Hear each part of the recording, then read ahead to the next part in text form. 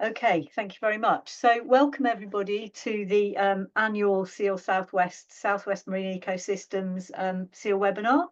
We're featuring some incredible speakers tonight with some amazing seal stories. Of course, they have amazing seal stories to tell.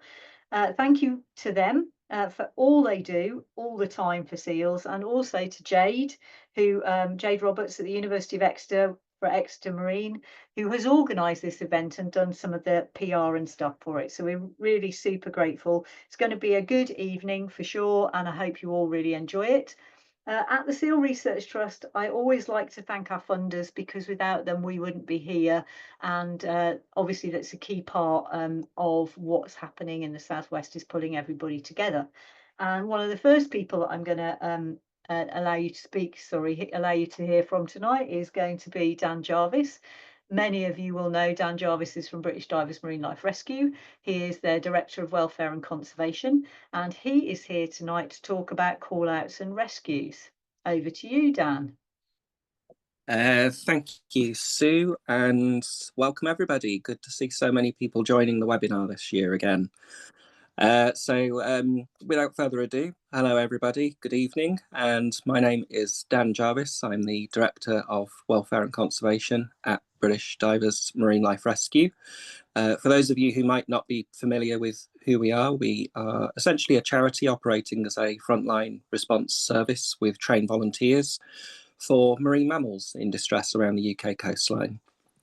So what I'm going to present tonight is a few interesting cases from 2024 over the previous year, and a little bit of data as well, but just a quick summary of why do seals need our help in the first place? Well, it can be for a variety of reasons, through very young seals that are separated prematurely from their mother and aren't yet ready to take care of themselves and might starve, to animals that become exhausted or ill after they've been weaned by their mother and struggle in that post-weaning phase when they're learning how to take care of themselves, especially if there's a lot of storms around that time, and that can really sap their energy and push them from life towards death.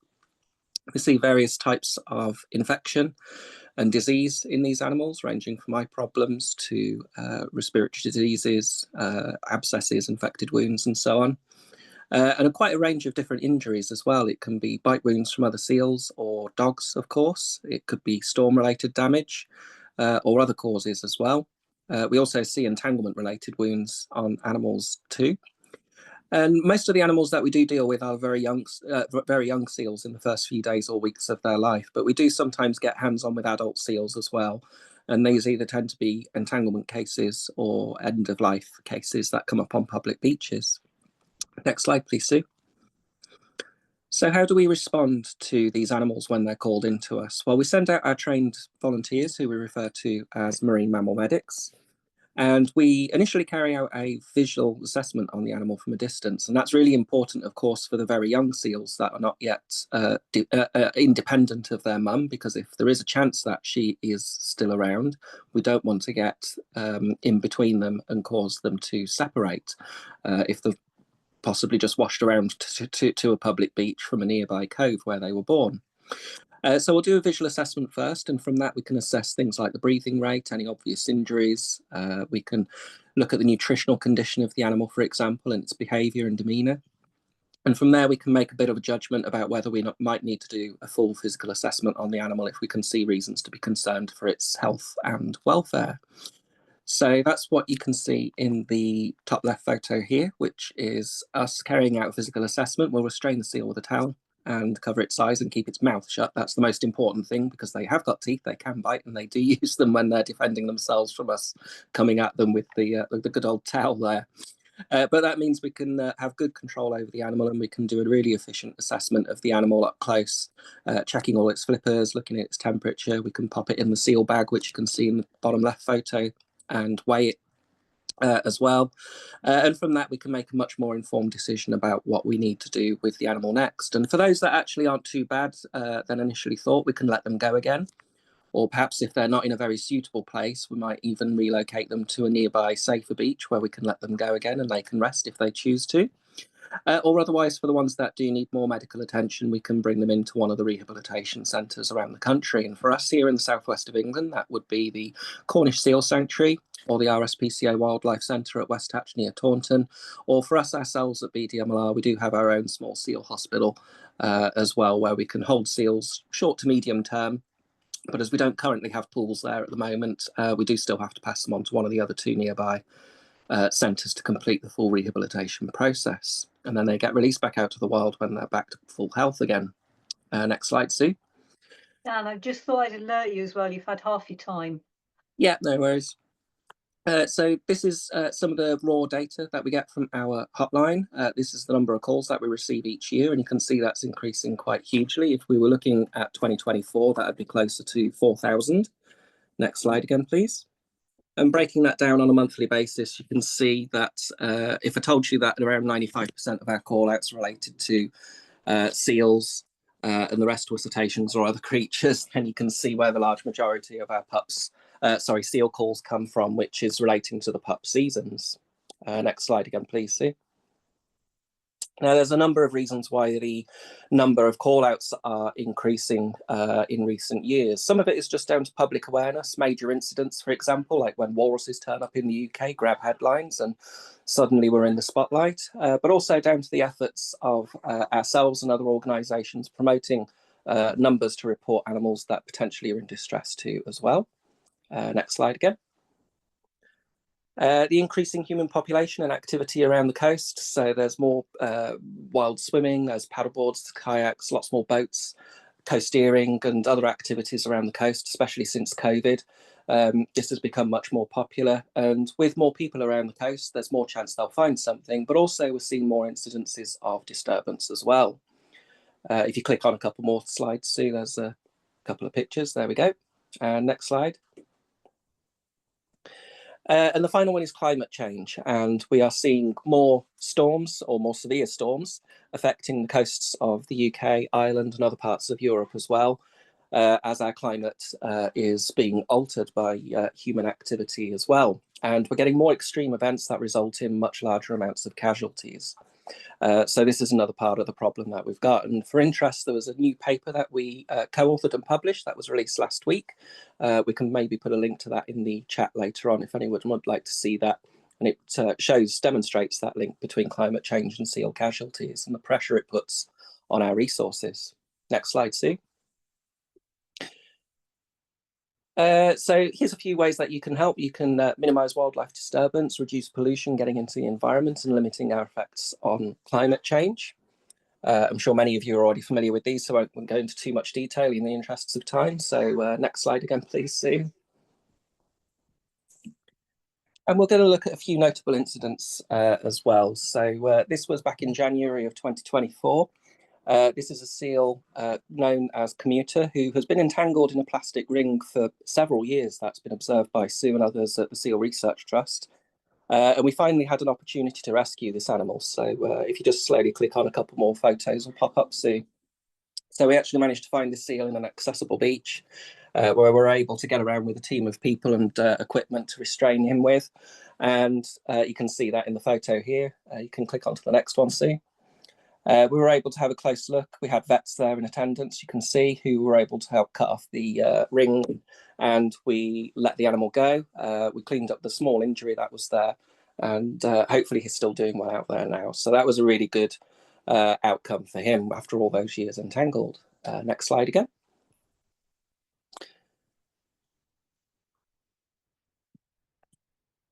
Oh, that's not changed for me yet. Sorry, Sue. There we go. It's just a bit of a delay, Dan. Sorry. Sorry. So the next animal of interest that came up was back in the summer.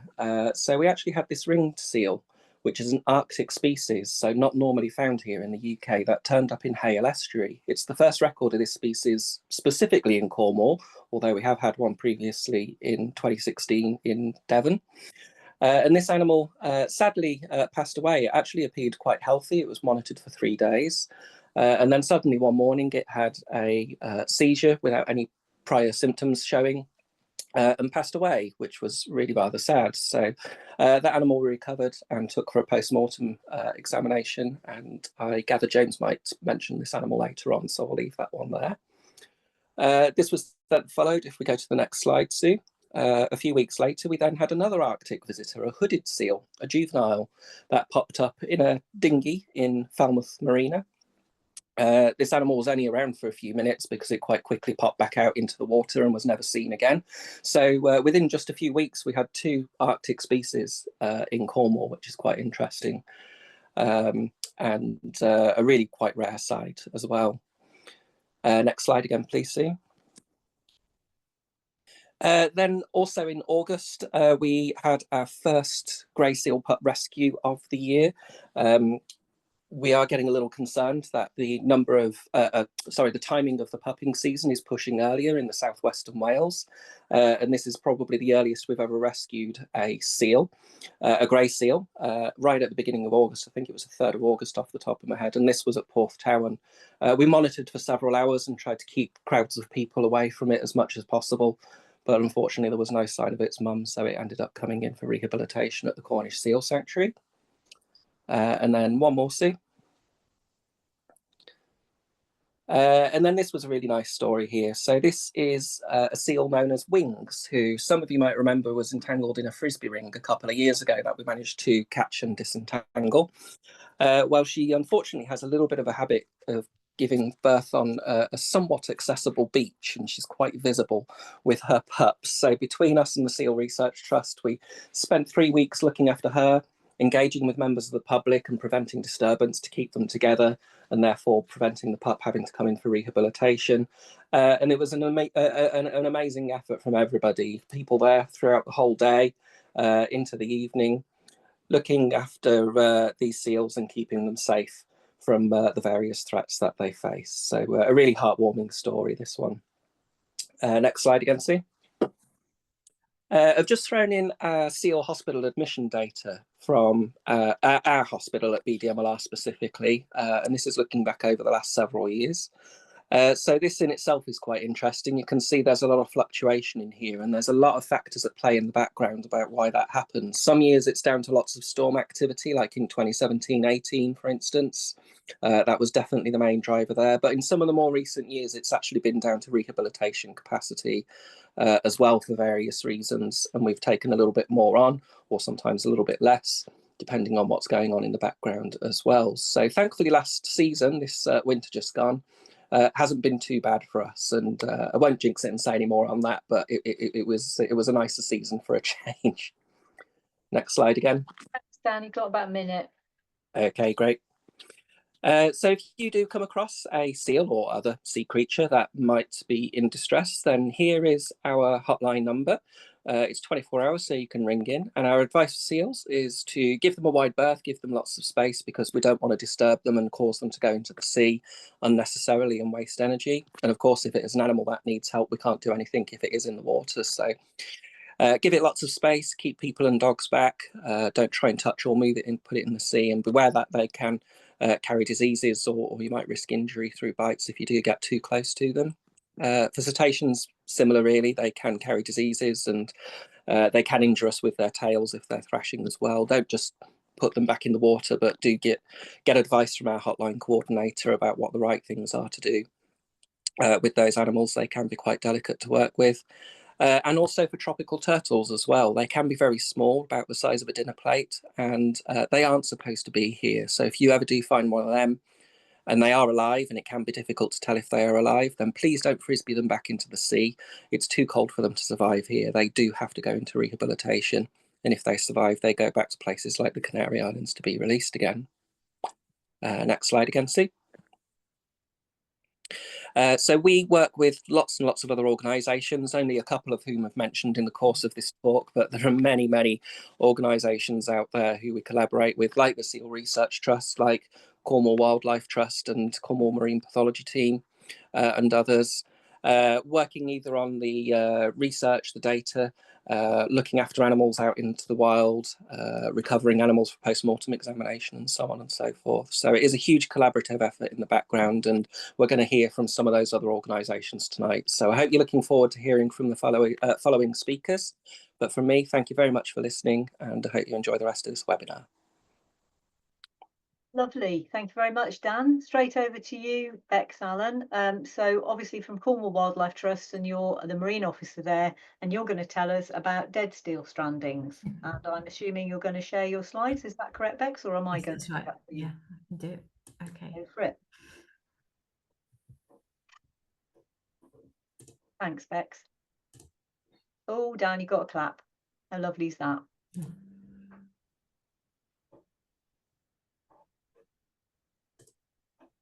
Right. Hopefully you can see my slides there. Yeah. All good. Yes.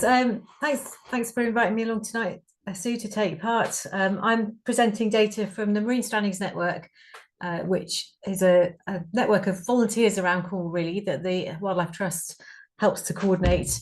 So we have amazing people that go out to phoned in marine life that's stranded dead around the coast, cetaceans, sharks, turtles, seals, and jellyfish, and other items as well. So Anthea is the data officer for the Strandings Network, and she's helped pull together quite a lot of this presentation too.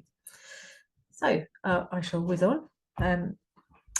So the Marine Strandings Network, it's been operating now for 30 years, which is quite staggering in Cornwall, and it's been operating as part of the Wildlife Trust for 20 of those.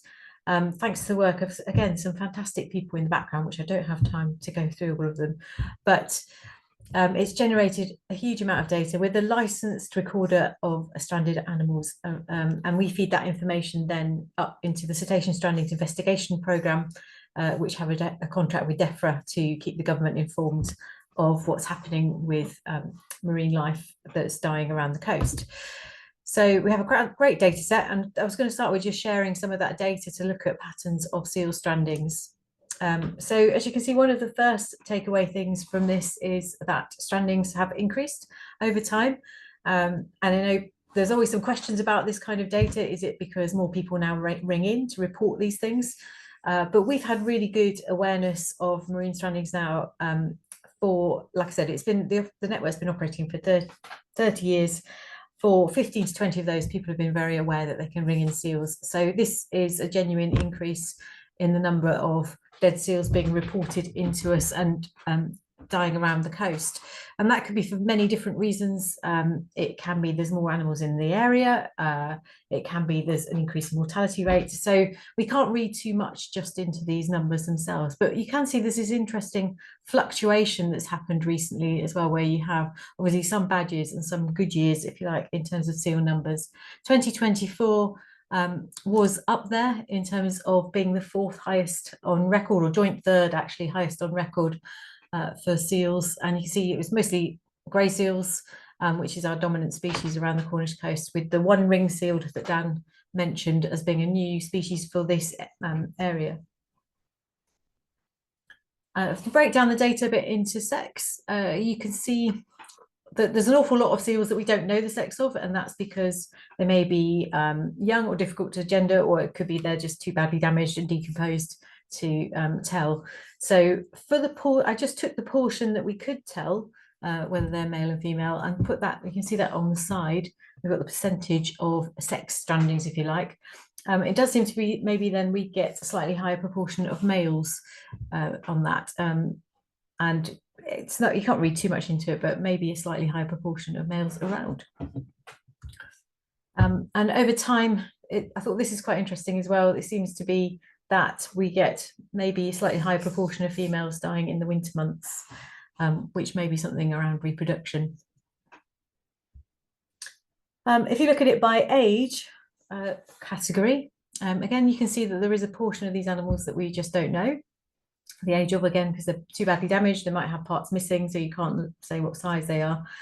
But you can see in the latter years with this high proportion of pups and white coats. So these are, and it's a natural thing for seals, that first year of their life is extremely hazardous. So there is quite a high mortality rate, but it does seem to have increased. And it would be interesting, Dan, to have a look at, I'm fascinated to see your paper, if there's some sort of parallels with the dead strandings data to the casualties that you're seeing. And we've got this fluctuation. You can see a large part of that fluctuation is coming from those young animals. So maybe it's just really vulnerable, and perhaps they encounter a really rough winter in their first year of their life and they just can't cope with it. What is interesting, from 2016, the amount of 2015, really, the proportion of adult seals has increased. And I think this is really interesting because we see a similar pattern in terms of common dolphins. The amount of common dolphins that have been around the coast that have been washing up dead from 2016 has increased. And they've got a greater presence in our inshore waters since about 2015, 2016, following bait fish that have come in. So this could reflect a movement of seals into our area, which is following that fish in the same way that the dolphins are. And also, I thought I'd bring this out because it was quite interesting. Dan mentioned that we're maybe seeing a shift in time of our pups being born earlier in the year. And so 2024 is there at the bottom, and the white coats are in the dark purple. And you can see the much higher proportion of them being born in August compared to all the other years. So I've done 2010, I think, to 2023 combined in the top graph. So you can see it does look as if there's been this shift with seals being born earlier in the year.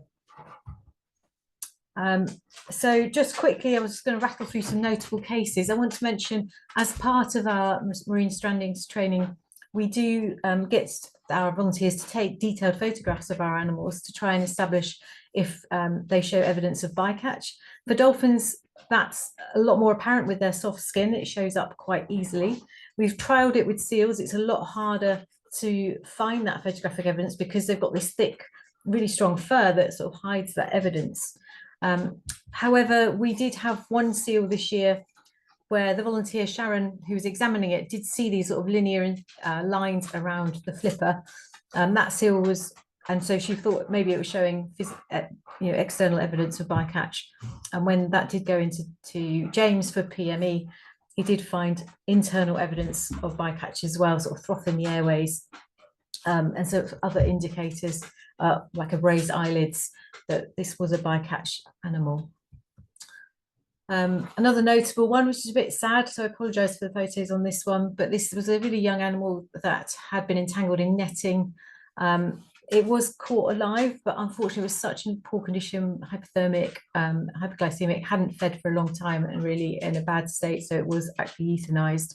And when James examined it, because he had damage to its flippers, probably where it had been trying to cope with this net around it that it was trying to get out of or trying to drag across the sand, and had evidence it hadn't fed for quite some time. So it's a really sad case of where an animal's got entangled in marine litter and has had a really poor time of it dealing with that. Some few that are known to the Seal Research Trust, which is quite nice. Sue looks through all our photographs and matches up within their catalogues to look for animals that they've got records of. So this is one, funnily enough, known as ex-netty. So at some point this male seal had a net entanglement, but it's just a scar that's left, so it had broken free of it. But sadly came in dead. Had been seen for over 10 years. So that's why it's sort of notable. It was seen from a relatively sort of young animal, and then it showed it had inflammation in the lung and spleen, and suffering from some form of coronavirus, not like COVID, our COVID, but possibly related to canine enteric coronavirus on that one. Praying Snoopy, and another seal that was known to SRT. So that one had been seen first in 2014. Beautiful female seal. And this one was a bit strange again. She had signs of an injury to her side, so healed ribs, but infection around her gut and things, maybe from that injury that just hadn't sort of cleared up. And yeah, sadly died. Then Daisy Ridley, notable because she was a taggy seal, sadly didn't have too long in the wild. She was rescued in December, released in February, and I think found in March. which is a shame. It'd be nice to have had a bit more detail on that one, but sadly couldn't be recovered for PME. But she did look like in those photos there, she looked in fairly good condition. So interesting. And I think hanging eyes, I've mentioned this one because, again, known to the SRT for some time, since 2015. And this one, again, was a bit of a mystery case because it was found dead in fairly good condition, evidence of having fed relatively recently, but with some indication that it may be drowned. So that was a bit of a mystery case, like it had drowned in the surf. So we don't know what happened to that one. And that's it from me. So thank you very much. I've got Anthea's email there in case you wanted to get in touch, or you can also email strandings@cornwallwildlifetrust.org.uk if you want any more information or would like to get involved. We're always glad to take on some more volunteers. So that's it from me. Thank you. Lovely. Thank you very much, Bex. Lots of claps again. That's great. So James, over to you. You're next. And I will start sharing the slides for you, hopefully. There should be a bit of a warning with these ones. As ever, there will be some dead animals in this one, so some potentially gruesome slides. James is the Cornwall Marine Pathology Team vet pathologist, and he's going to talk to you about mycoplasma infections in seals. Over to you, James. Sorry, I unmuted myself, isn't it? There you go. Thanks very much, Sue. Yes, it's a rather niche topic, but I'm afraid it's quite an important one. It's very topical for reasons of a couple of PMs that we did over the winter, which I'll share with you. Apologies, it is quite scientific, but hopefully you'll find it interesting nonetheless. So mycoplasmas, a type of bacteria, and they lack a cell wall, which is very unusual, and they belong to the class mollicutes, and they're the smallest self-replicating organisms known to man. So very, very small organisms, but they are highly pathogenic in a lot of species, causing disease in a wide range of both domestic and wild animal species, including seals. So next slide, please. So first, detection, isolation of mycoplasmas in seals occurred over 30 years ago. And this was samples that were taken retrospectively, so following were analysed sort of several years later after the samples were taken from an outbreak of influenza in harbour seals in New England back in 7980, and they found the first recorded species of mycoplasma phocidae in samples from those seals from the respiratory tract. Next slide, please, Sue. And then after that, two further species were identified, Mycoplasma phocirinus and Mycoplasma phocicerebrale, from a wide range of tissues from harbour seals in the phocine distemper outbreak, which you probably all remember back in 1988. Sorry about the typo, it should be Northern Baltic Seas, not seals.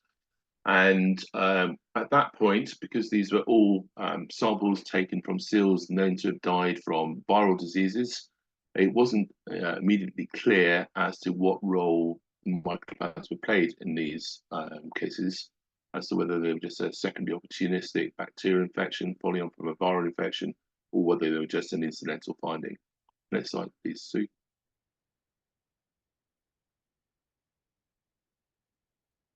Sorry, it hasn't come up yet for me.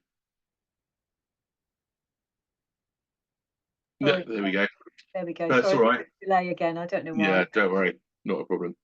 So, and then bring it a little bit closer to home, down here in Cornwall in 2000, a case of Mycoplasma phocicerebrale infection was diagnosed in a grey seal from the Cornish Seal Sanctuary, a sort of classic infected swollen hind flipper with bite wounds and a number of bones broken in the flipper.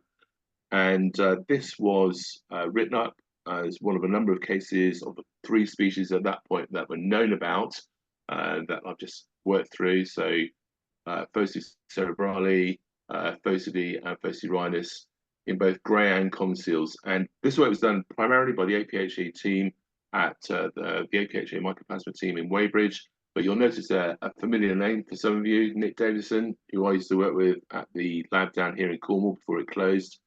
And Nick was very much instrumental in this work, collecting the samples and doing the initial isolation of the mycoplasma species. So next slide, please, Sue. I've changed. There we go. So this is just a page out of the paper, but it's just really there to illustrate the sort of the large number of different sites and infections that have been associated with these mycoplasma species, and particularly with Foci cerebrale. That's the one that's most frequently isolated. And as you can see there, the vast majority of them have been grey seals, a few in other species, and a lot of this work was done by Nick. So hats off to Nick for the work he did to really get us going on this subject. And there are also quite a few unidentified mycoplasma species where there wasn't enough of the DNA sequence, the genome, if you like, to be able to specifically identify or assign them to a species at that point. Next slide, please, Sue. And then when Nick and I left the APHA or the AHVLA as it was then, he went his way out to Scotland and carried on doing quite a lot of this work. And I was down here getting us set up at the university and then later on with our own premises just outside Helston. And I'm afraid I neglected mycoplasma.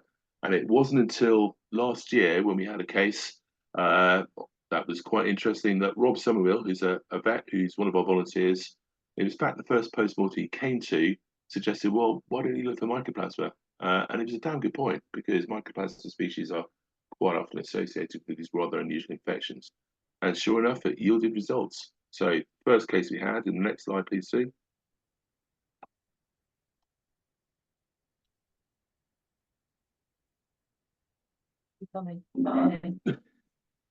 There we go. So this was a live pup. This is the one that Rob came along to, a live male grey seal pup found at Boscastle in September. Really unusual. Couldn't use either of its foreflippers and also one of its hind flippers. And the hind flipper is a typical case of bite wound followed by joint infection and infection in the surrounding tendon sheaths. But the shoulders were really unusual. Have these really isolated infections within the shoulder joints. And we took some samples from that, which I'll talk about again in a minute. And then the second case, in the next slide, please, Sue, was a case in November, which I'll start to talk about now, even though it hasn't quite changed me yet. There we go. Was a male grey seal pup found alive on Tresco, which unfortunately died in transit, and we think it was probably trauma. You can see the hemorrhages there around the head and neck in the top right-hand picture. It also had lungworm, common finding in molted grey seal pups, but it had these enlarged, infected lymph nodes, which you'll see in the bottom right-hand picture, which we've seen a few cases over the years and never really got a handle on exactly why they were occurring and couldn't identify a specific bacteria associated with them. So we thought, wow, we better look at this one for mycoplasma as well, which is what we did. So next slide, please, Sue.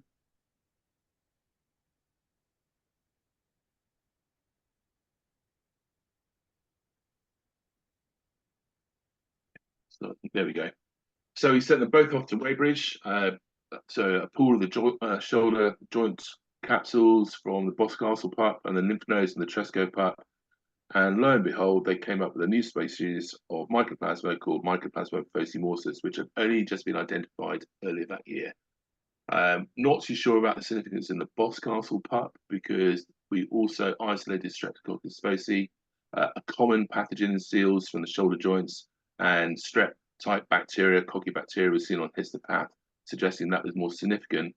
But in the Tresco pup, the histopath was very similar in both the lung and the retropharyngeal lymph nodes, and the histopathologist, Gail, was fairly convinced that it was probably the cause of Mycoplasma foci. Next slide, please, Sue.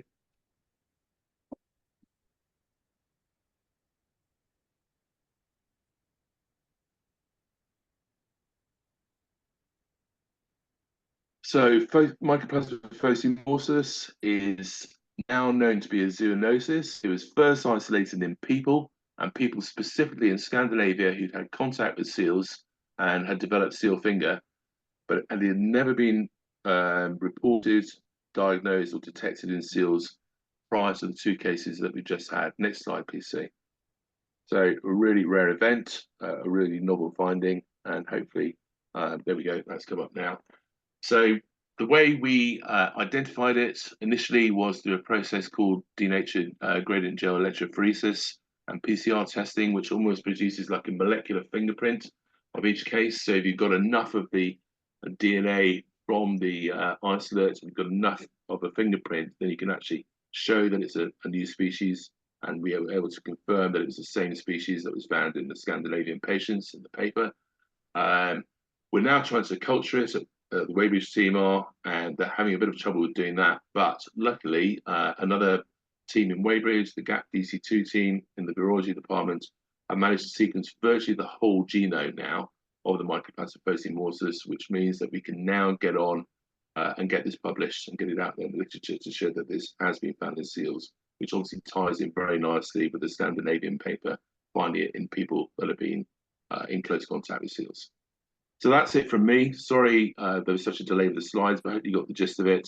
Happy to take any questions at the end. Got a load of people to thank in the next slide, which has just come up. Obviously, all the volunteers who work with us from the Cornwall Marine Pathology team, the Strandings Network, British Divers, and the Seal Research Trust. Rob for coming up with a great suggestion. Anne and Hilary in the Mycoplasma team. Miriam and Dan in the virology team. Gail for doing the histo, and the guys at Sarcras for doing all the bacteriology and processing. And mostly Sam Holland, who's also one of our volunteers, but also the joint head of the Diseases of Wildlife Scheme of the APHA, for getting this work done and join us all up together and paying for it, more importantly. Thanks, everybody. Bye. No, thank you very much, Jane. And actually, I just wanted to ask you a question, but please don't answer it now. You can answer it in the chat if you don't mind, because I need to present for Sarah. But I want to know what the likely impacts of the Mycoplasma are on seals, what kind of effects it will have. So maybe you could answer that in the chat. That would be super helpful. Thank you. And as a reminder to everyone, if you wish to ask questions, then please do put them in the chat, because the speakers will answer them for you. So over to Sarah Hodgson, who is an inspiring person from Dorset Wildlife Trust, who decided to set up the Dorset Seal Project with a couple of other people. So well done to Sarah for that. She's the Centre Officer for Wild Chesil Centre, which must be an amazing job to do. And she's going to talk to you about the Dorset Seal update for 2024. Over to you, Sarah.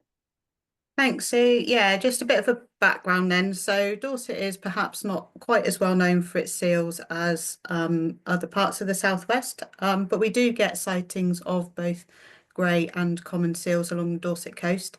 So back in 2014, we set up the Dorset Seal Project to get a better understanding of the frequency and location of seal sightings along the Dorset coast. It was a bit of a challenge because we didn't know of any grey seal haul-outs where we could go and carry out effort-based surveys. So a lot of the data that we collect is just by recording anecdotal sightings from members of the public. We've also started a photo ID catalogue so that we can identify individuals, and then by comparing those images or by comparing new images against our catalogue, then we can see if we're seeing the same seal coming back like it's a regular visitor, or if they're just passing through.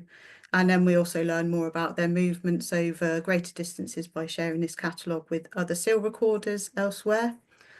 Another way that we've been learning about seals in Dorset is by monitoring a known common seal haul out in Poole Harbour. And that's done by using remote trail cameras just to get an insight into their haul out behaviour, how many seals are using it and when. But that also shows up some of the pressures that they're facing, so particularly disturbance from boats, kayaks, SUPs, etc. But alongside all of this research, of course, we're keen to promote responsible seal watching practices and raise awareness of these important marine mammals. So next slide.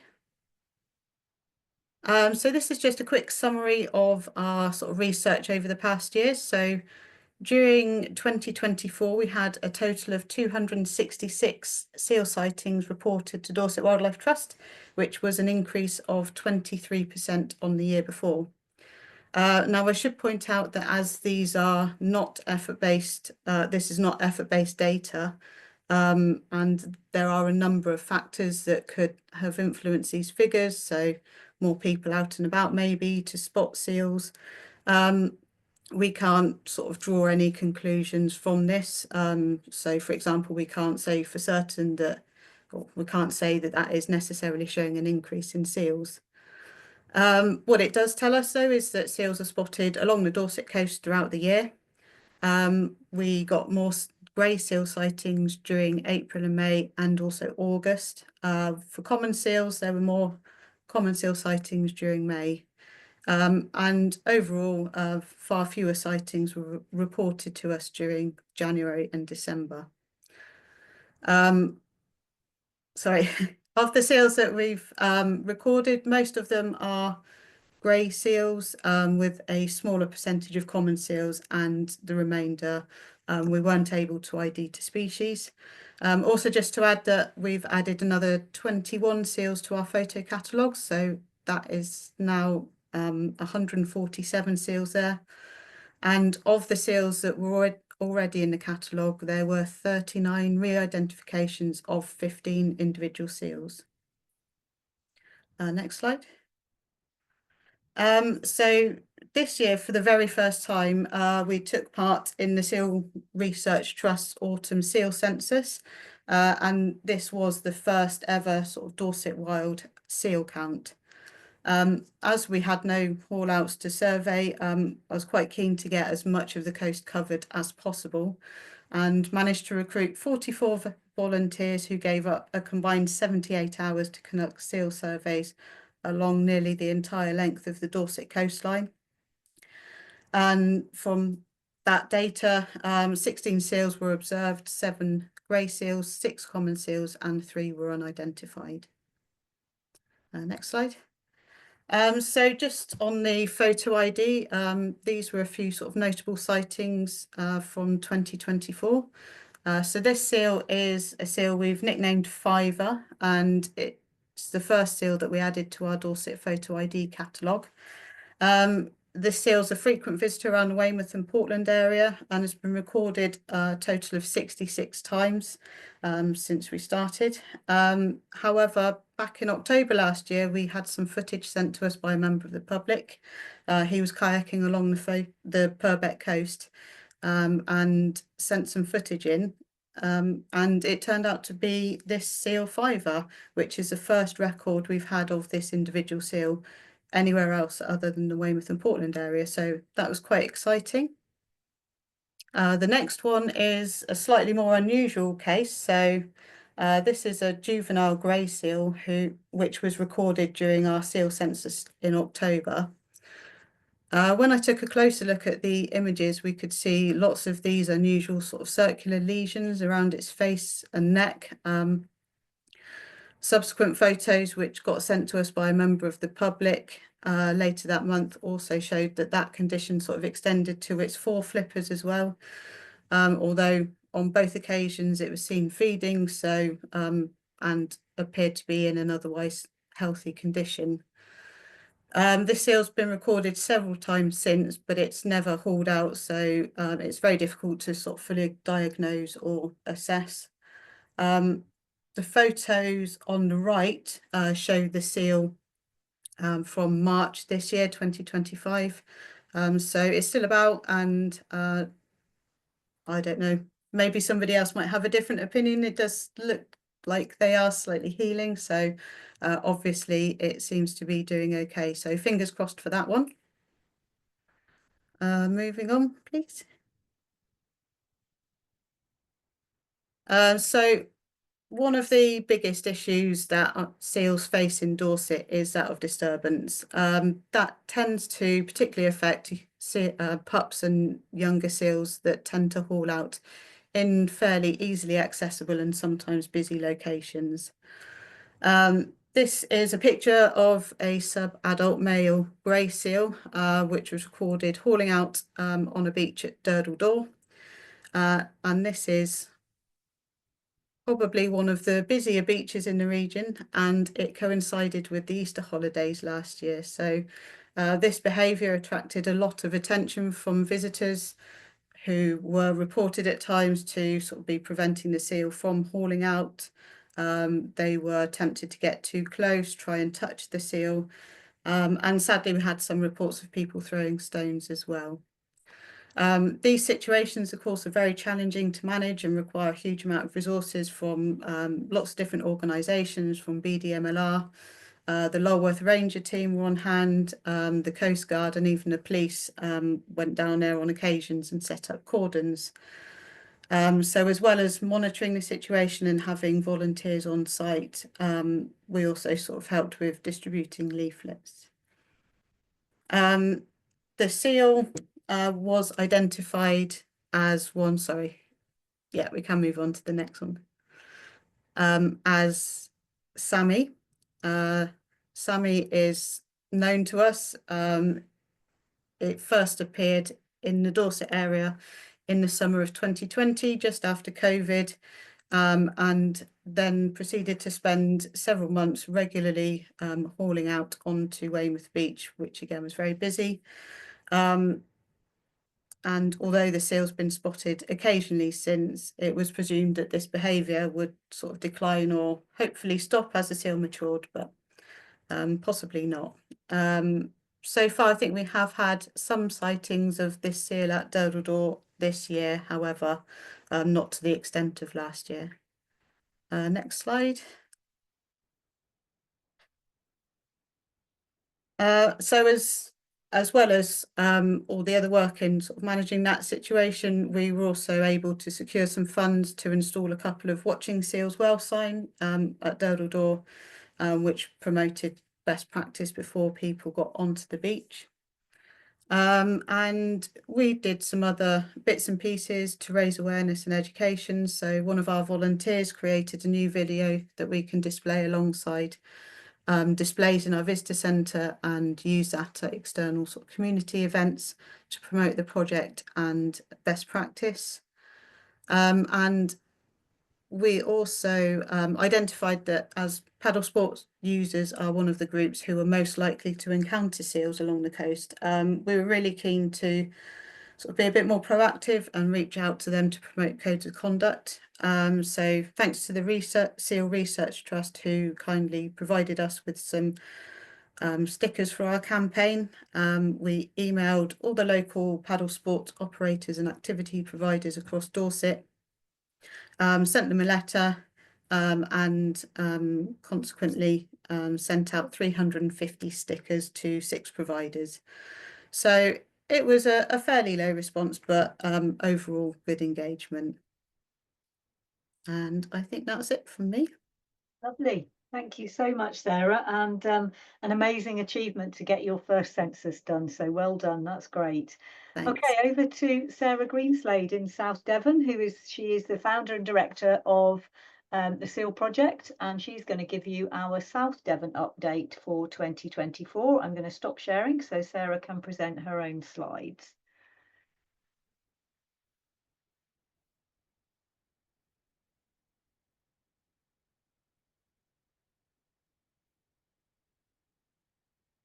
Thank you, Sarah.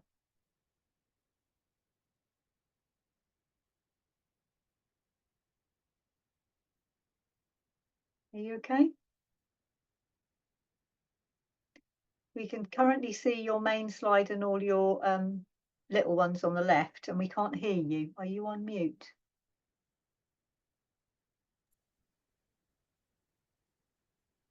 Okay. I can hear you now. That's lovely. Okay. Is it not showing the full screen? No, it's just got the slides down the side as well. Okay, let's see if I can bring it over here. It worked in practice, didn't It it? did, didn't it? Always does. Is that better? No, we've just got slideshow. That's it. That's better. Well done. Good persistence. Fabulous. Okay. Okay. Hi. Well, I'm Sarah. I run the SEAL project, which is South Devon based, and we've been monitoring and recording the seals in the area for several years now. And this is where our survey sites are slightly different. This is our main haul out. So it's slightly different. It's not a pupping location by any stretch, which is just as well, because that would be incredibly stressful for everybody concerned. It's a winter haul out, and the seals seem to keep coming back year after year, and yet they've chosen what is a major fishing port on a busy marina, a busy harbour, in which to rest, molt, sleep and snore. And these seals are ones we know that come back year after year, so they're not put off by the craziness of the situation in which they're in. And this is basically the same structure from a different view. So as you can see, it's incredibly busy. There's a lot goes on, and yet they find this somewhere where they feel comfortable and capable of resting and enjoying their time. But they're here for about 3 to 4 months over the winter period, and they use this structure, which, as I've said in the past, which thankfully down to our data has been given a county wildlife status, which is amazing. And This is somewhere they use predominantly in the winter, and weirdly, although they have access to it year round, they don't use it in the summer. Maybe it's too busy, but like I say, as a major fishing port, they don't need to be put off by the busyness of the area. And most of these situations we would see as disturbance issues. And as you can see, they're lying here, relaxing, sleeping, and watching what we would class as disturbance on the best part of the time. We can stand there and wait to see some fantastic disturbance, well, not fantastic disturbance, but disturbance happen in front of our eyes. And the seals seem to just be so acclimatized, which isn't great, but it's exactly what they seem to be comfortable with doing. And the best part of this area is they've chosen what is a structure that rises and falls with the tide. It's protected, it's secure. We don't give them many locations in which they can haul out where they're not disturbed. As everybody said in different talks before, we use the coastline year round, swimmers, kayakers, paddleboarders, everything. And so we're not giving them anywhere in which to go. So if they found this place somewhere secure they can go, we will continue to monitor them as long as we can. We know that this is what they're doing, shouldn't be how we see them, but they adapted in a way in which they're comfortable with on the whole, and we tend to find that if we can keep an eye on things and better engage with people so they're more aware of seals. The phrase sea lion always freaks me out. I keep telling people if we get one of them we're in real trouble, but while we can keep people more aware of these amazing creatures, then we can do better engagement in schools, talks and everything else. Then they'll understand the space we need to give them and the appreciation we should have for the fact that these are amazing creatures, but as we all know, they are wild. Over the winter, we had a challenging time. At the end of last year, beginning of 2024, we had a lot of heavy rain, so we didn't get to survey as we should, because seals don't like being rained on, as it turns out. So our winter surveys over the main Christmas New Year period was very limited. This winter, we had a series of heavy storms, which created quite a problem for the marina. It caused quite a lot of damage. So we tended not to hang around and go down and survey and get in anybody's way. But the seals didn't see it that way, and they started hanging out on the main walkways. So we had to come up with a few ways of managing this. So along with the marina staff, we kind of tried a few different ideas. Turns out seals are not they're quite keen on loud rock music. It seems to attract them, so that didn't work. We tried some high-pitched noises and various things like that. And then we tried high-vis tape.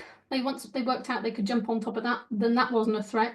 And one of the marina staff came up with an idea of the bird scarers. I think they're called octopus things, frondy things, wire things. That don't do any damage to the seals, and that seemed to put them off coming up. But also there was a bit of an element of we had to stand our ground and stare them out on a few occasions, which seemed to put them off. So we seemed to win in the end. But some of our lady seals were a little bit of a troublesome bunch this year. And every location has a Sammy. And our best known Sammy is well known in the area for sandwiches, angling, going up beaches, biting people. She's a little bit of a devil, and we hadn't seen her for considerable months, to the point that we hadn't seen her pup for over 2 seasons, and we're a little bit worried that we'd lost her. And then she rocked up in the marina and stood her ground, and again we had to do a little bit of defiance with her, and she soon moved on. But it was good to see her back. At least we know she's alive and well. But where do they go? I mean, we know we've had seals that go to the Dorset area and different locations, but how they become as stubborn as they are and move on like they do and then come back, they've got such lifestyles that we just don't understand. Where do they go? Sarah, I'm sorry to interrupt, but you've got another couple of minutes, hon. Okay, no worries.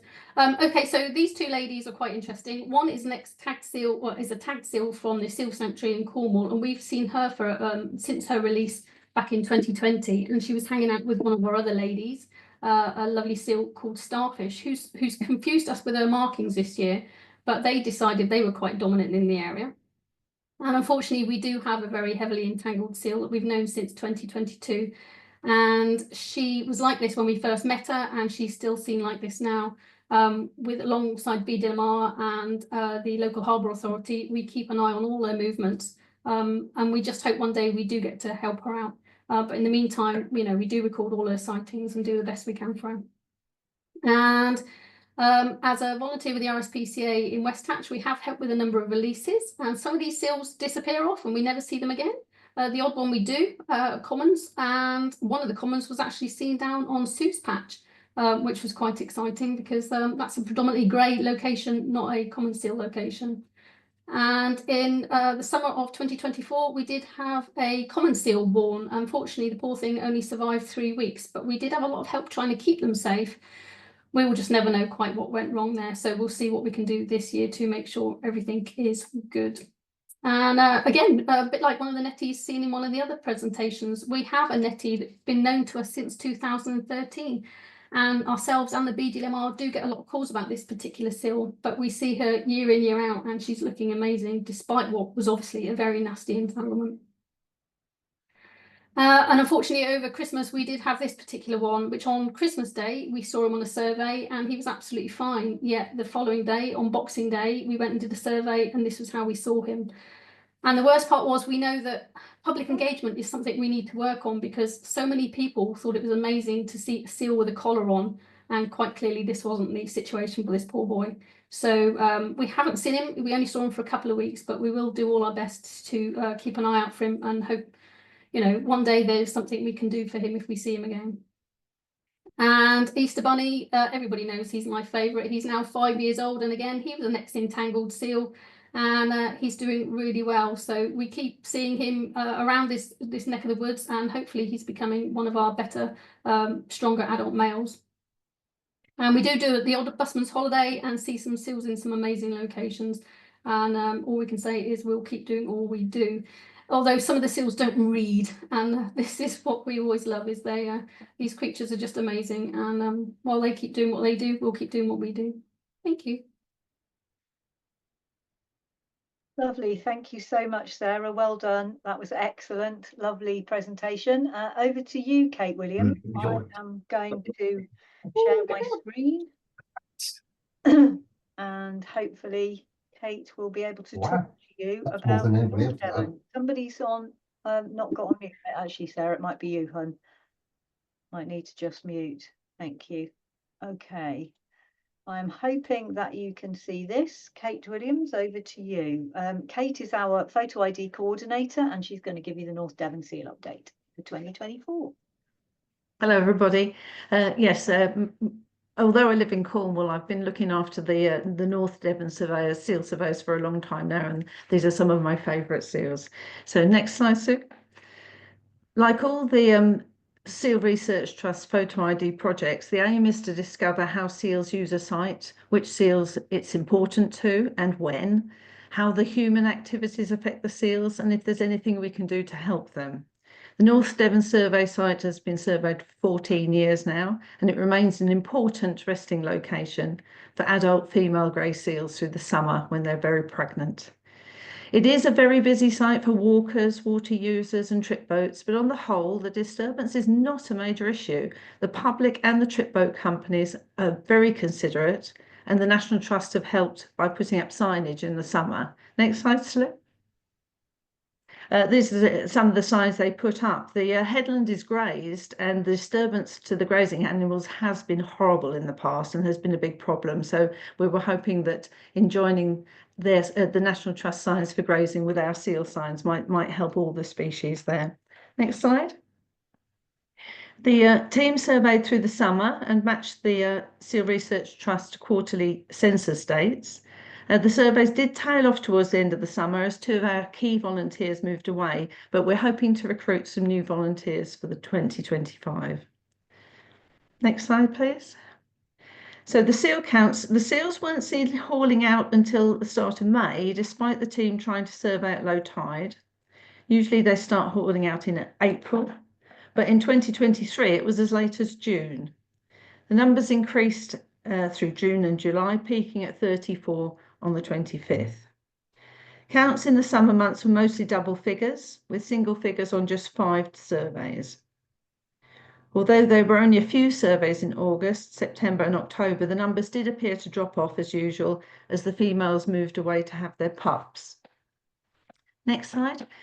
This is the split of age and sex, and it's remained constant through all the survey years. It's a girly site. They're big with pup and they don't like to be disturbed.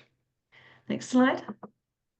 The photo ID is done by matching fur patterns. The females are usually more patterned than males and so easier to identify. We had 98 unique seals, 62 of which were matched to the catalogue and therefore have been recorded at this site before. So there's a lot of site fidelity with this site, which perhaps makes it the most enjoyable one for photo ID. Next slide. Some days are easier than others. There was 9 seals on this particular day and we identified all of them, even the one that stayed in the water. But you can see they're well patterned females. It does make the job slightly easier. The top visitors, 8 have been first identified in 2009, and they've been returning for sort of 10 to 15 years. So they're definitely site fidelity here. One of them was first identified in 2014, but didn't become a regular until 2018. And one was first identified in 2020, but is definitely a regular by 2024. Thank you, Joe. We had 25 sightings of entangled or previously entangled seals. The most regular visitor was Dribble C. She's been a regular since 2014, but this was the first time we have seen the faint entanglement scar line. We knew she'd experienced a trauma of some kind. She has a damaged jaw and a wonky tooth. She has damaged claws, and she doesn't use her left flipper when she's hauling out. So possibly the entanglement was all part of the same trauma. Next slide, thank you. We love to identify tagged seals and report their sighting back to the rehab centre that looked after them. Number 80451 Fennel, she was rescued in South Wales, released in North Devon in November 2020. She travelled to West Cornwall and St Ives Bay in 2021. Then she went off the radar a bit in 2022, and then she was seen at Pentire near Newquay in Cornwall in 2023. Then she returned to North Devon in the summer of 2024, and then she went back to Cornwall for part of the summer and the winter of 2024. So she's young, she's travelling around, she's learning her environment. Another exciting, we get lots of exciting sightings and lots of exciting identifiers, but this was quite unusual, a female not identified since 2012, so nearly 12 years previously. And next, thank you. And this was an interesting visitor. I pulled out her dates and we see her most years. You get the drift. She's just passing through. This is Ghost. She's number 1 in the catalogue, first seen in Devon, in North Devon in 2008, and still travelling between North Devon and West Cornwall each year. Definitely a favourite with the team. And survey can be an entertaining task. This seal made a bridge. She's called Little Bridge, number 35 in our catalogue, and regularly recorded since 2011. In fact, she did this bridge twice, but we weren't quite sure how she turned around. Lovely photos from Lorna. And that's it, thank you. Lovely, well done, Kate. Oh.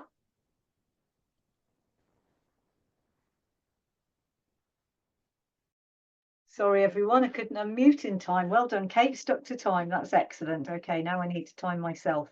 So hello, everyone. It's me for the next slot. And just to give you a whistle-stop tour of what we did in 2024 in Cornwall, 260 volunteers, 12 surveys every day, 314 locations, processed over 100,000 photos to get 11,000 IDs. 4 of the seals we first met in 2000 were still around in 2024. Sadly, 82 different entangled seals, and there were 927 seals seriously disturbed in 160 incidents. On the plus side, we had 164 different ex-rescue, rehab and release seals. What do we do with that information? Well, incredibly, we did 894 activities, of which 401 were UK based and 73 were global based and included people from abroad.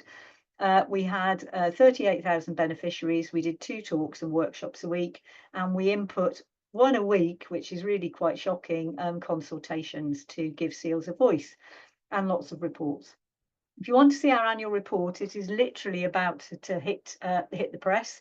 You just need to email us and we'll send you a copy. And it's got a lovely graphic that just about sums up all the key highlights. We couldn't fit them all in, to be honest, but our key highlights from 2024.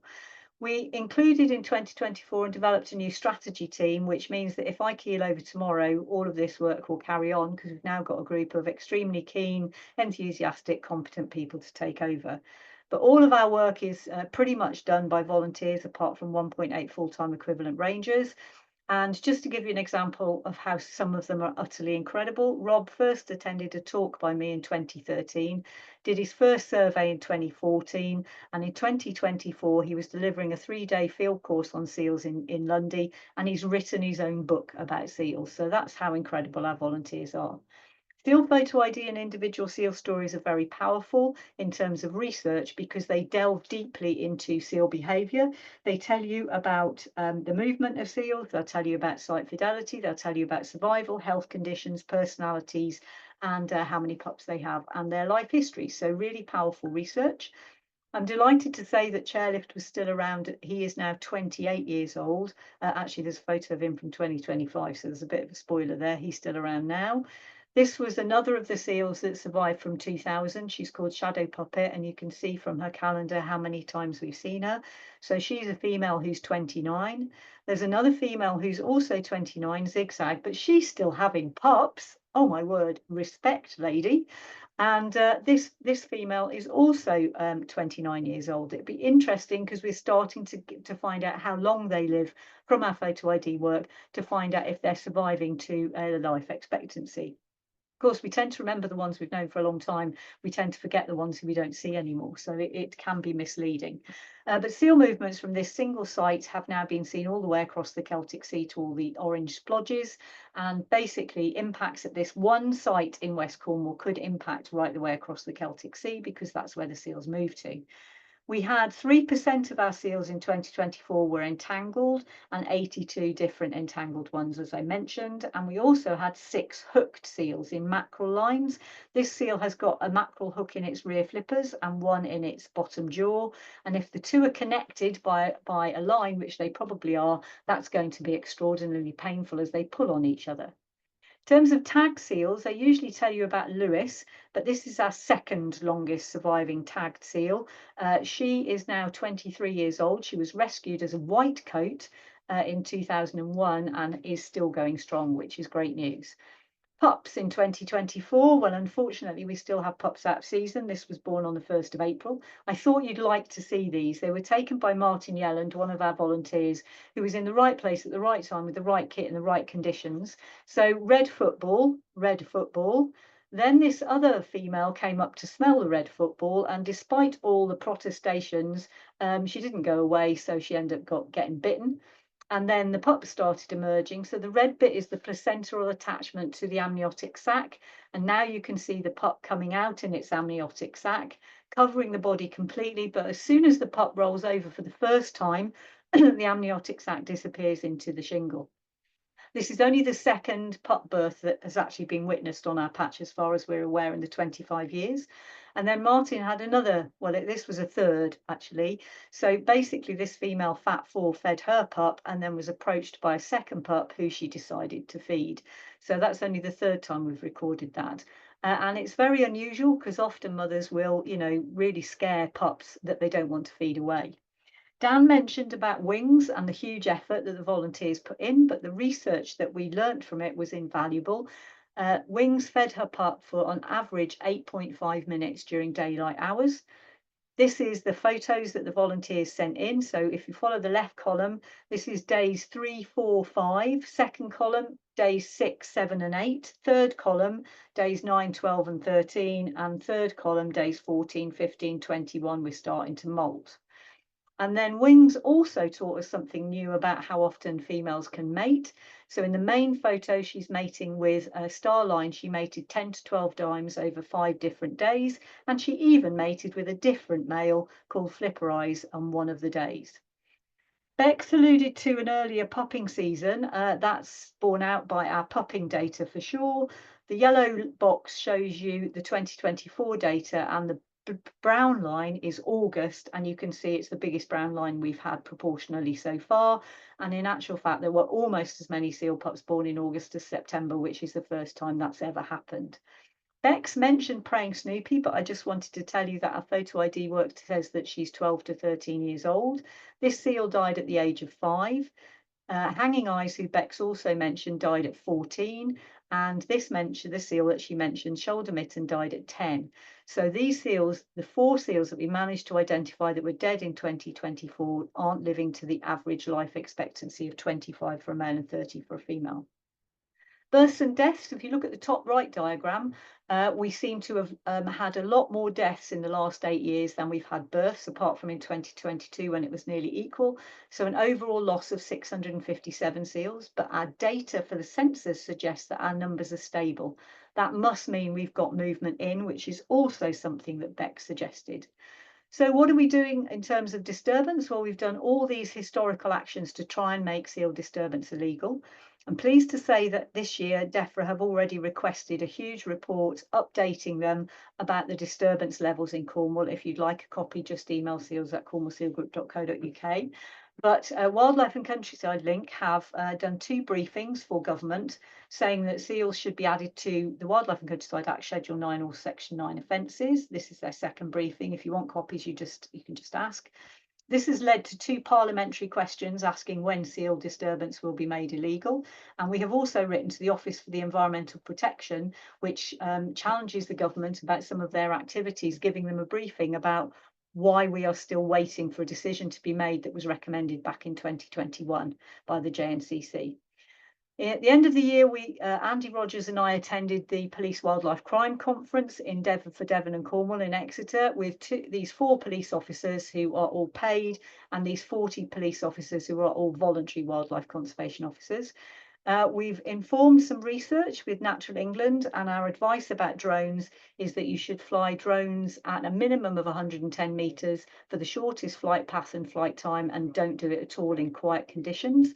And we're going to talk, Harrison's going to talk to you after me about this fantastic, exciting project about seal vocalizations. That's where the kit was when the work that Harrison was doing was recorded. And we've got loads of resources. We had 5 new ones in 2024. You can ask for free copies of this leaflet if you wish. These are the stickers that Sarah talked about. You can get them free. And we also now put stickers on our social media to show how far away we are when we take our photos that look like we stood next to the seal. And we have this photography best practice. We've also had an exhibition for 6 months to raise awareness. We worked with the MOD to get them to agree to not fly over sensitive seal sites, which was a huge first. And we worked with the ringnet fishery to write a seal code of conduct. There are actually 4 seals inside this ringnet that were able to escape. And I always mention our carbon dioxide removal, ocean alkalinity enhancement project. We're celebrating because they're not coming back, which is really great news. And if you're interested and you want to come to Cornwall, we've got a 25th birthday party on the 10th of July. And don't forget, we always have an online CD shop. Right, Harrison, over to you. Fantastic to have Harrison today. We're super excited. He works for Celtic Sea Power and he is the environmental impact specialist. And he's going to talk to you very excitingly about underwater vocalizations, if I can stop sharing my screen. There you go, Harrison, over to you. Sure. Cool. Thank you very much, Sue. Let me share my screen. Thank you for joining us, Harrison. It's really great to have you. That's okay. It's my pleasure. Thank you very much. I've now lost my PowerPoint. Here we go. Don't worry. Here we go. Lovely. Is that all good for you, Sue? Can you see that? Yeah, I can see it fine. Thank you, Harrison.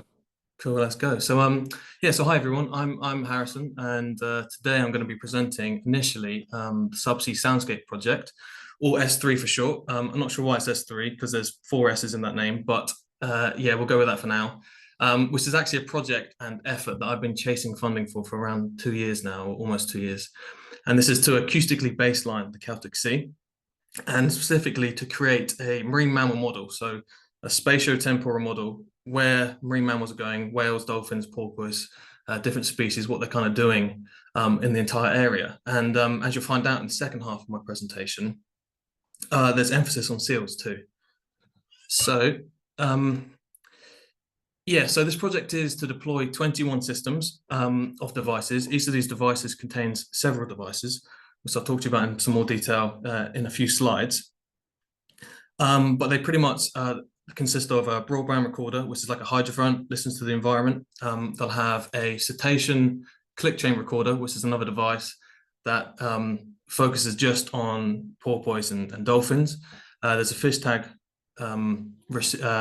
detector, which picks up tagged fish species, fish and sharks. And yeah, it's all going to be part of an acoustic release device. So these will be planted on the seabed over the 21 locations you can see on the screen. And actually, sorry, I've used an old map here. So the green and the red dots you can see are the device locations. They're red because it's in Wales and green because they're in England. The purple dots actually around the coast and the blue are other data sets that we're combining into our model. And then the yellow dots are actually devices already deployed by the Crown Estate in the kind of project development areas for floating offshore wind. But oh, in fact, before I move on, there's something I kind of need to read out word for word. So let me get that up a second. Yeah, so this is just from OEC. So OEC is the Offshore Wind Evidence and Change Programme. So they're led by the Crown Estate in partnership with DESNES, which is Department for Energy Security, Net Zero and DEFRA. OEC is an ambitious strategic research and data-led programme.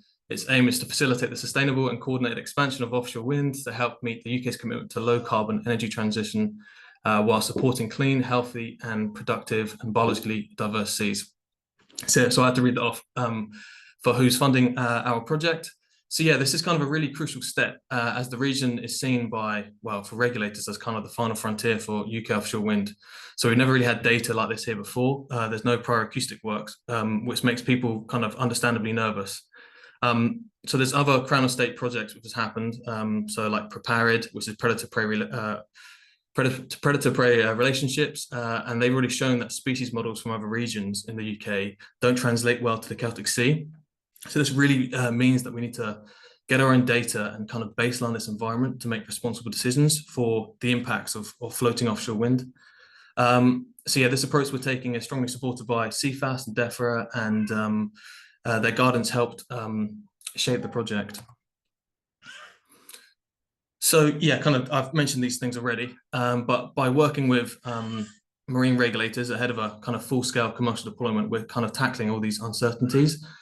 So this approach helps us reduce the time, cost, and risk of development, especially compared to other survey types that are normally standard for offshore wind. And obviously, it helps our understanding of how floating offshore wind interacts with these unique species.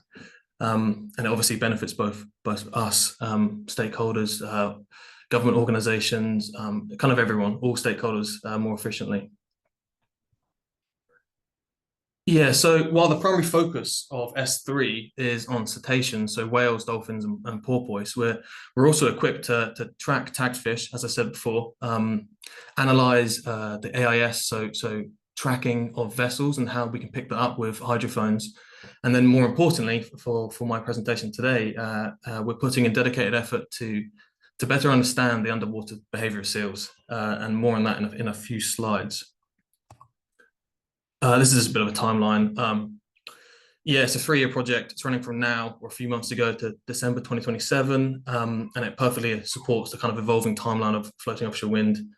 And in fact, there's been recent delays in this, so it's kind of worked in our favour. So it gives us more of a chance, more of a window to establish a clear, uncontaminated baseline of acoustic conditions.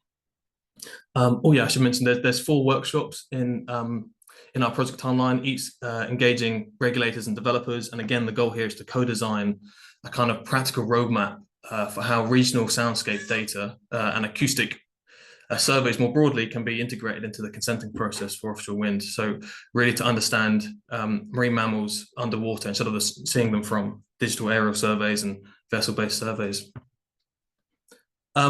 So yeah, I've talked about some of the impacts, but this is just kind of we're not certain on the devices yet because our ITT is still up and about. This is an old diagram I used from before when I was chasing funding. And this is the acoustic release there. You can see with the 3 orange buoys. obviously attached to an anchor, and then above that will be a few devices linked together. And then when we go to collect these every 4 months, it releases, comes to the surface. We then service the devices, change batteries, get the data, and then redeploy. And this will be in the water for 2 years. Oh yeah, these are just our project advisory groups. These are the organizations we've partnered with to help us advise the project before and during and afterwards.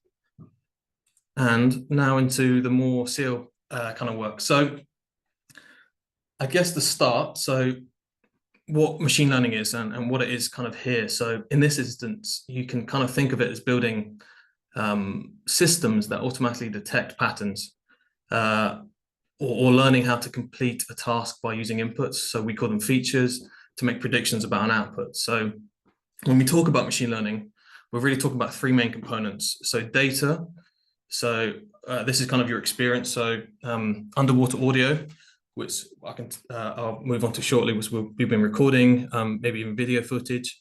Then you want a clearly defined task. So this is, you need to know exactly what you're trying to do and what are the inputs, what are the desired outputs, and then performance measures. So we can measure our confidence of the automatic detectors based on a few things, but one of the main things is comparing it to human human verified manual tagging. So when I go through and listen to audio.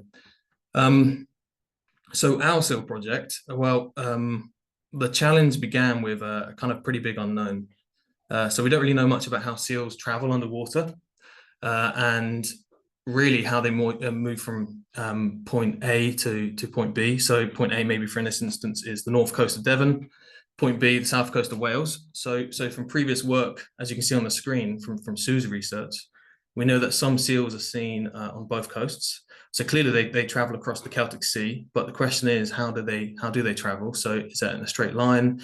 Where are their preferred routes? Do they go around the coast from point A to point B? And all these things are really important when we know there's going to be lots of increased vessel traffic, offshore infrastructure, and lots of things are going to be happening right in the center of that ocean. So when it comes to underwater tracking, especially using acoustics, seals they're still a bit of a mystery, especially in literature. Unlike cetaceans, so dolphins and whales, we can monitor them via the vocalizations, but seals don't really vocalize as predictably as cetaceans, or so we thought. So there are a few papers actually about seal calls, especially in the past few years, but the how, when, and why of seal vocal behavior kind of remains unclear. So there's even confusion between classifications of seal calls. So there's a few online that group seal calls into different categories, and some of them kind of align, some of them don't align. And then also this is grey seal. So what about the other species we have here, the harbour or common seal? So yeah, building our acoustic data set. So we decided to dive into this ourselves. So last year we started with a placement student, and together, her and I, we recorded underwater seal sounds at Gweek, so the seal sanctuary in Cornwall, for about a month. And from those recordings, we kind of built an initial library of calls, which is going to be the foundation of this machine learning work. So the calls here on the left, as I kind of mentioned online, there's a few classifications, and the pictures on the left group them into type 1 through to type 9, and these are spectrograms. So spectrograms, they give you a visual representation of the frequency of sound over time. So when you see these kind of worms or these spikes or these pulses, that's a seal noise, and then that kind of thick pink band along the bottom, actually in this instance is the filter system in the pool in the sanctuary, but you've got to differentiate that from the background noise. So after the sanctuary, we wanted to match that 4 weeks of recordings. We wanted to do 4 weeks of recordings in situ, so in the ocean. And we did this with Sue's advice and help. We did this near a known haul-out site. And kind of based on this data, we've been collecting more and more data to train something called a convolutional neural network. Now, I won't go into crazy detail about this, but what I call it a CNN. A CNN is kind of a type of machine learning model. And it's especially good at analyzing visual or audio data by kind of detecting patterns in the pictures. So what you're feeding it is spectrograms, so what you see on the screen. So these are images, and then it learns the differences between the images. it does this similar to the human brain. So it's called a neural network because the structure and function of kind of this model, I guess, loosely resembles the architecture of biological brains. So yeah, so in this picture on the top right, this is kind of just an example of some of the code for a CNN. And all these sequences are kind of like different neurons, and each neuron receives an input, so data, processes them with different mathematical operations, passes the results on to other neurons, like in the brain, and then these connections kind of strengthen or weaken over time as the system learns, which is the same with how we learn things from experience.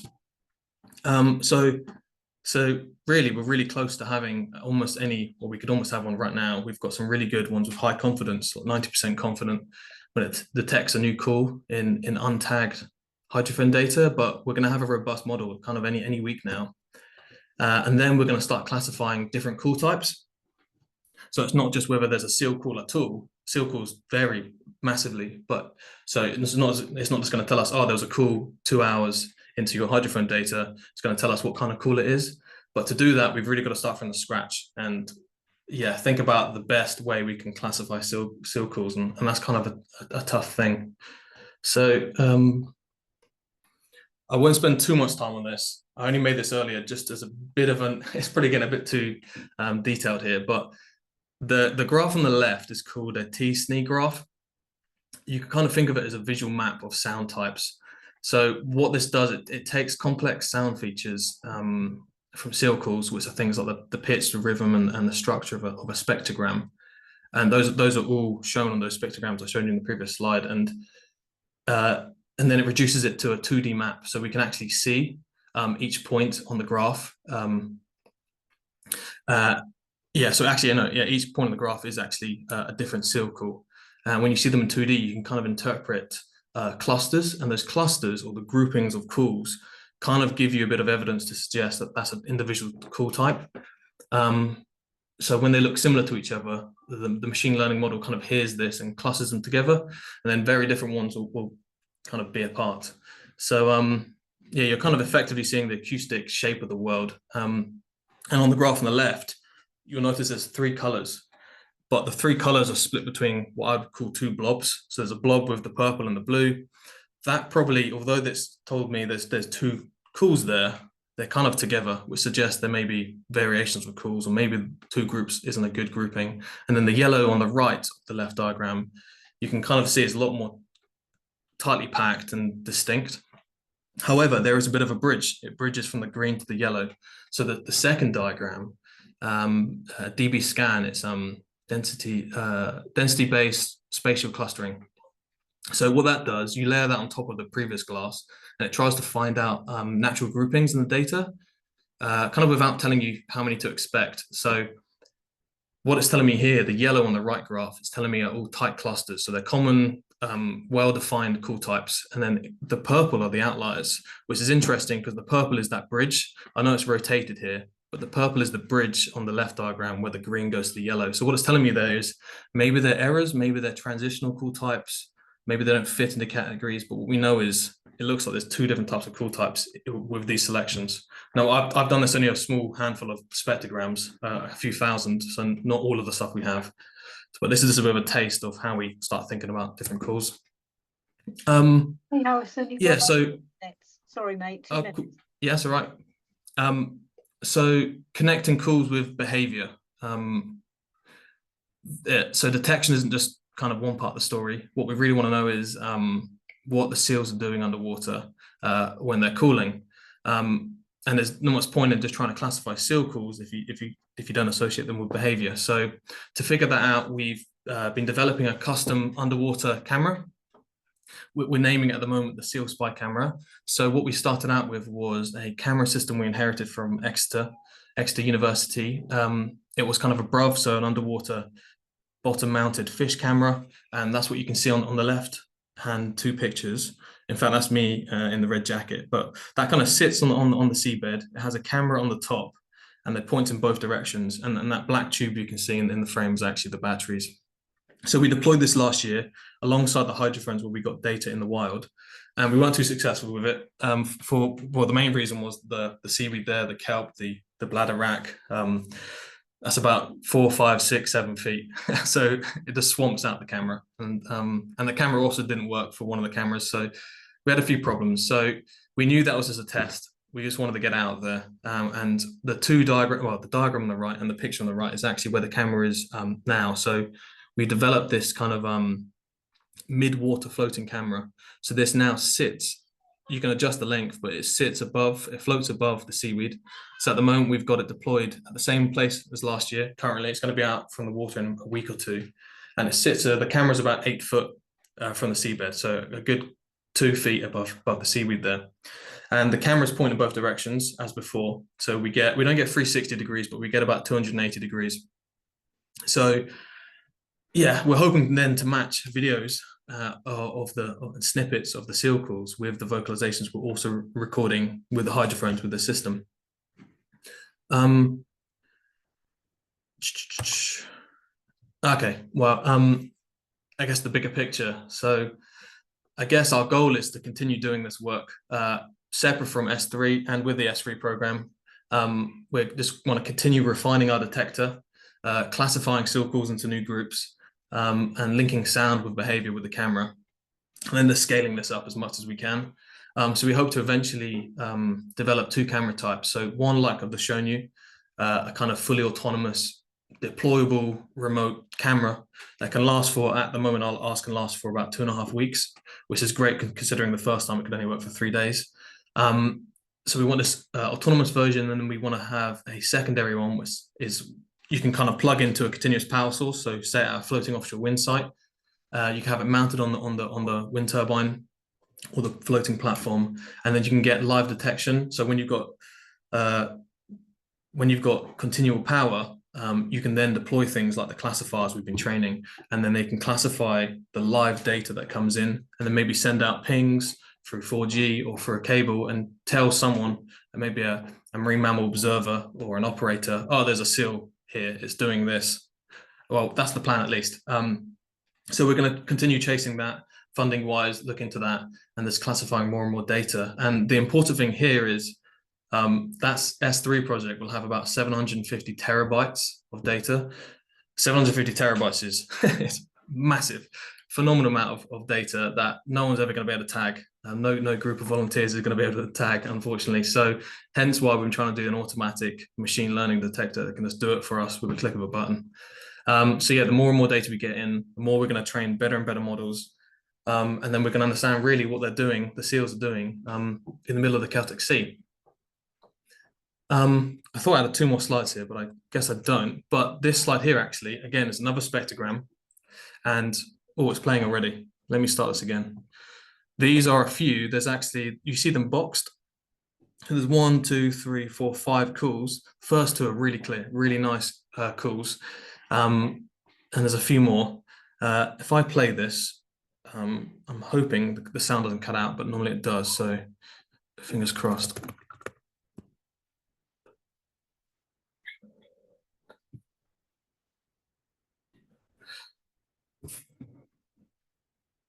Not playing, Harrison. Sorry. Is it not playing? No. So share your screen again with sound. Yeah, if you reshare your screen, you can tick the share audio. Oh, I'm not sharing with sound. Of course I'm not. Okay.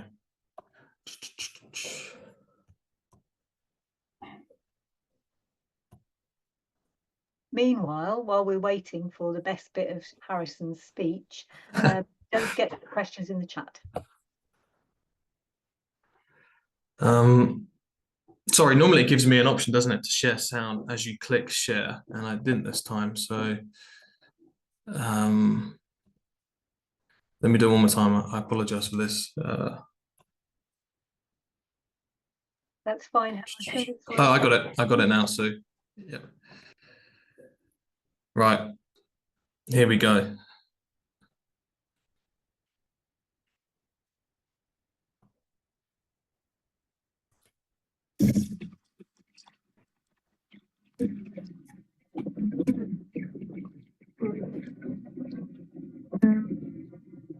I think it's cutting out. Yeah. Try it So one more time. I will, but just to warn everyone, I think the reason why is sometimes the computer automatically detects background noise from what I'm making and then cancels out noise. So that's why. But I can send this all around to everyone if you're interested in listening. But I'll try it one more time.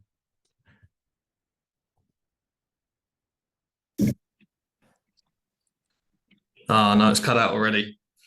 Well, they're really beautiful sounds. In fact, before we started this call, you can actually hear it better when you're talking. Well, I'll murmur something. Yeah, murmur while you play it next time. We'll have one more go.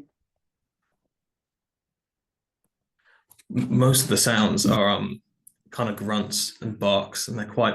I said the word boisterous almost, but these ones, those long worms you see, are really nice and almost like songs.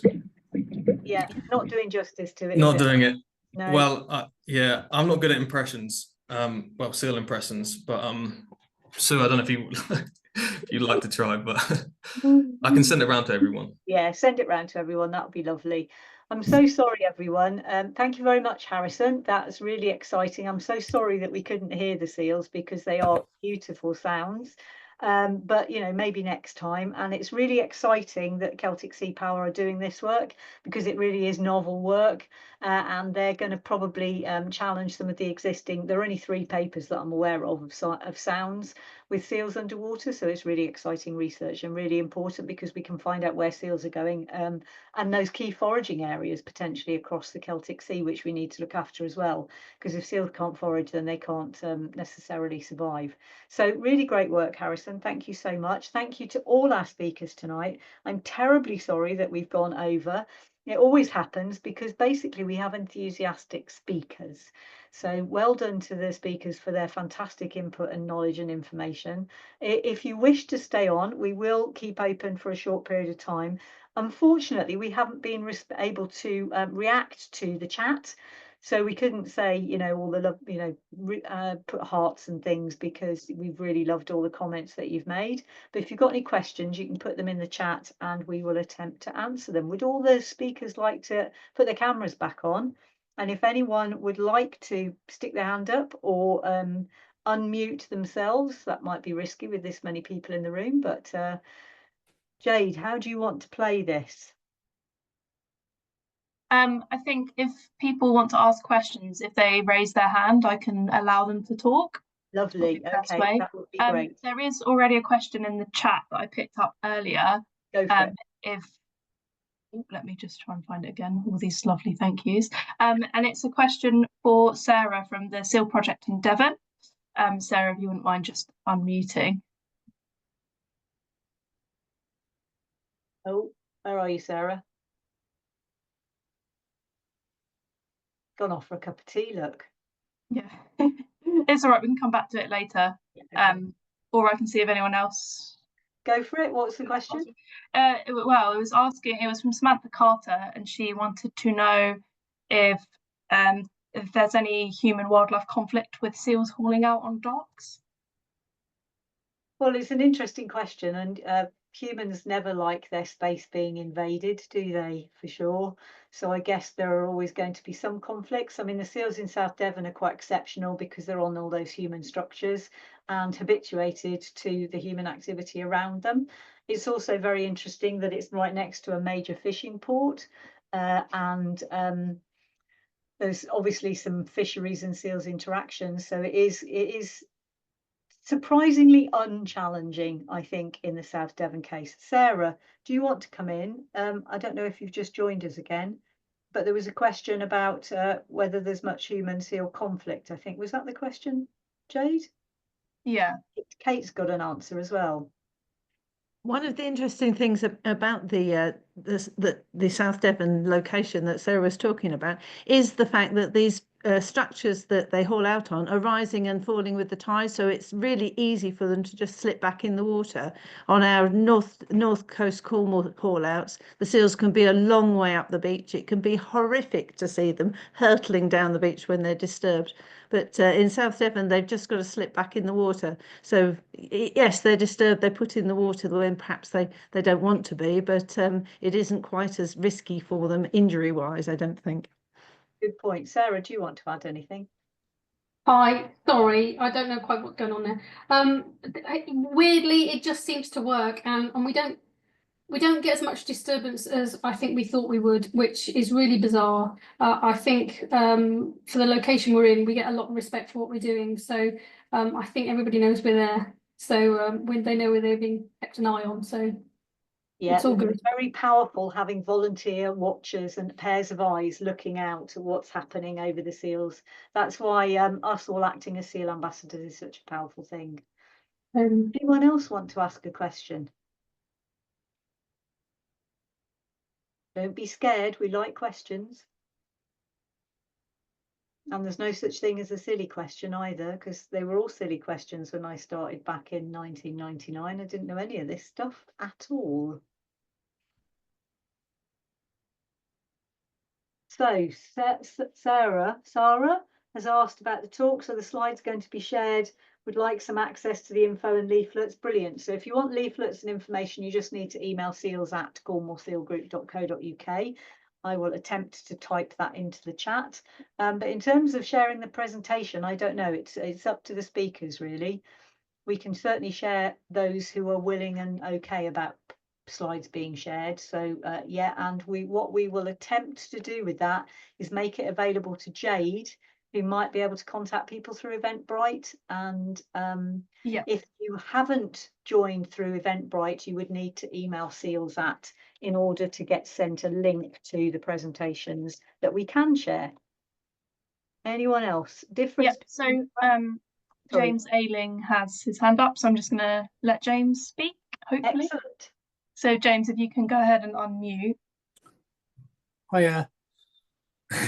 I was really just asking, wondering whether or not there was any seal projects in the Channel or around kind of Sussex or anywhere like that. So I'm from Chichester, and we've got quite a big seal colony around Chichester Harbour. So yes, is the short answer to that. It's called the Solent Seal Project, and it's run by John Arnott, who is on this call, or at least he was. And there's also a Sussex Seal Project run by Steve Savage. So it's, if you email seals@Cornwall Seal Group, we can hook you up, James, so that you can get to speak to the people who are on your patch. Oh, brilliant. Thank you. You're very welcome. That's what we're here for. Join people up. Difference between grey and common seals, Angela. Very good question. Shall I take that one? Basically, grey seals tend to have a plain fur or patches and blotches of black on white or white on black, whereas harbour seals tend to have, it's not complete science, but tend to have dotty or ringed patterns. That's the first thing to look at, is the fur pattern, the coat pattern. Second thing is to look at the size and shape of the head. If the head looks too small for their bodies proportionally, it's likely to be a harbour seal. So we tend to say that grey seals are big-headed, which is a bit harsh, but it helps you remember. And then third thing is that harbour seals have foreheads like we do, and snub noses, whereas grey seals have much longer snouts and much flatter nose profiles. So those are usually the best way to tell the difference between grey and harbour seals. The books will say, look at their nostrils. If they're V-shaped, they're harbour seals, and if they're parallel, they're grey seals. But if you can see the nostrils, you're too close, in my opinion. Anyone else? Thanks for the questions. That's great.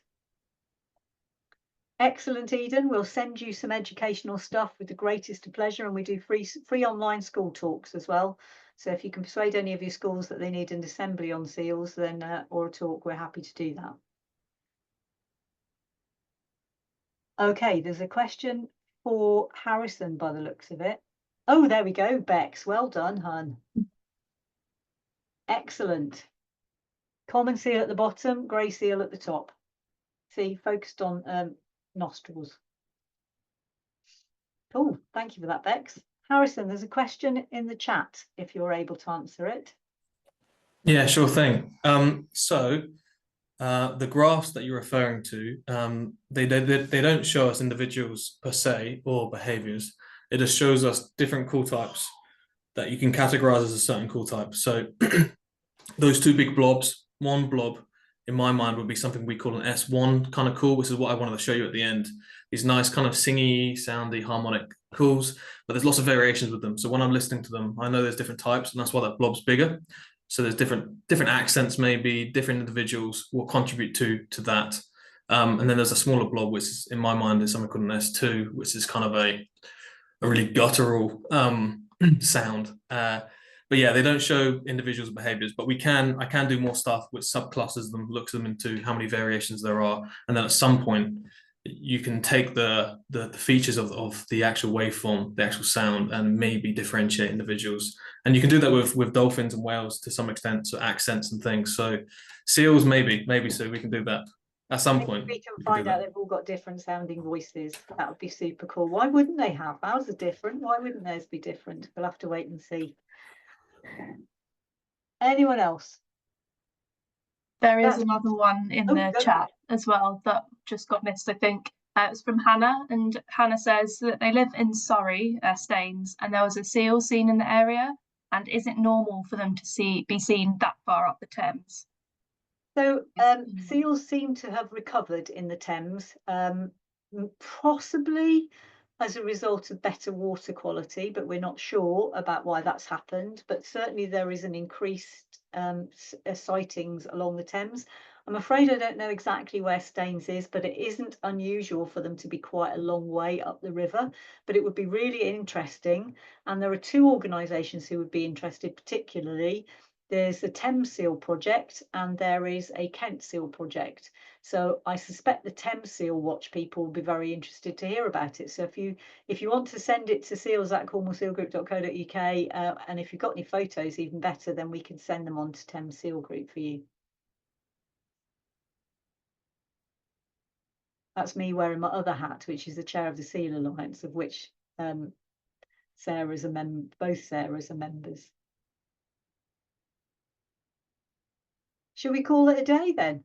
Thank you very much for the questions. Thank you hugely. I love all you speakers because you're just fantastic seal ambassadors. Thank you so much for everything you do. Super proud. And if you want to watch this back, this is being recorded and it will go on the Southwest Marine Ecosystems YouTube channel. So if you just go to YouTube and search for Southwest Marine Ecosystems, in a few days' time, this webinar will be on there. And thank you very much for joining us. And thank you very much for listening to us chat happily about seals that we love so much. Bye, everybody.